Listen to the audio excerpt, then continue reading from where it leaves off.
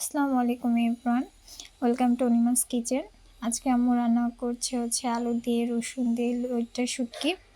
এখানে আম্মু তেলের মধ্যে পেঁয়াজ কুচি আর রসুন দিয়ে দিল। এরপর আম্মু এখানে অ্যাড করলো আদা রসুনের পেস্ট। আদা রসুনের পেস্ট দিয়ে আবার বেশ কিছুক্ষণ নাড়াচাড়া করে নিল। এরপর এখানে লবণ দিল, লবণ মরিচ গুঁড়ো হলুদ গুঁড়ো দিয়ে আবার বেশ কিছুক্ষণ নাড়াচাড়া করে নিল। আমাদের বাসার সকলেই আম্মুর হাতের এই শুটকিটা খুবই পছন্দ করে।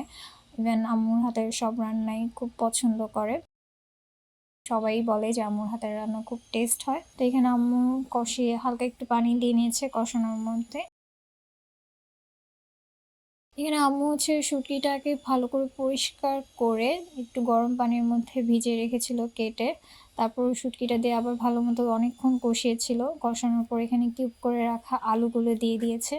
দিয়ে আম্মু আবার বেশ কিছুক্ষণ নাড়াচাড়া দিয়ে একটু কষিয়ে নিয়েছিল ভালো মতো। শেষে আম্মু এখানে হালকা গরম পানি, মানে হালকা কুসুম গরম পানি দিয়ে ভালো করে এটাকে কিছুক্ষণ জাল করে তারপরে নামিয়ে নিয়েছিল।